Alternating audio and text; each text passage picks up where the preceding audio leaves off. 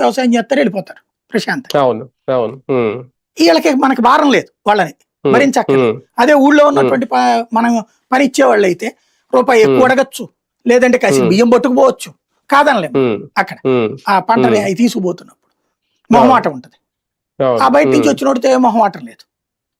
అట్లాగే ఈశాన్య రాష్ట్రాల్లో అలౌ చేశారు. నిదానంగా వాళ్ళు ఏం చేశారు, అక్కడ ఉన్న అమ్మాయిల్ని లవ్వుల పేరుతో వెంట తిరగడం బిగించేశారు.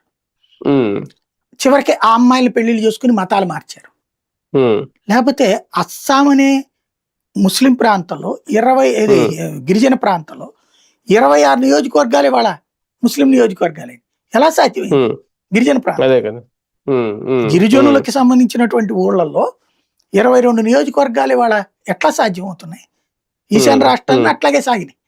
ఓ రకంగా చెప్పాలంటే ఒక దండయాత్ర, నిశ్శబ్ద దండయాత్ర. ఫ్రెంచ్ విప్లవాన్ని గురించి మన పాఠ్య పుస్తకాల్లో రక్తపాత రహిత విప్లవాన్ని రాసేవాళ్ళు. రాజుగారు దిగిపోయి ప్రజలకు ఇచ్చేసిపోయాడు పరిపాలన అన్నటువంటి. ఇక్కడ అట్లాగా మన రాష్ట్రాలు నిదానంగా రక్తపాత రహిత బంగ్లాదేశ్, పాకిస్తాన్ కింద మార్చేస్తున్నాం మనం. దాన్ని ఇప్పుడు కంట్రోల్ చేస్తున్నారు. అంటే 100 కోటి దరిద్రాలకు అనంత కోటి ఉపాయాలు అంటారు. వీళ్ళు పోలీసులు, డిపార్ట్మెంట్స్ అందరూ కలిసి వీళ్ళందరిని అడ్డుపెట్టి రాజకీయ జూదం కోసం వాళ్ళందరినీ ఈ దేశ పౌరులుగా మార్చేసింది మమతా బెనర్జీ.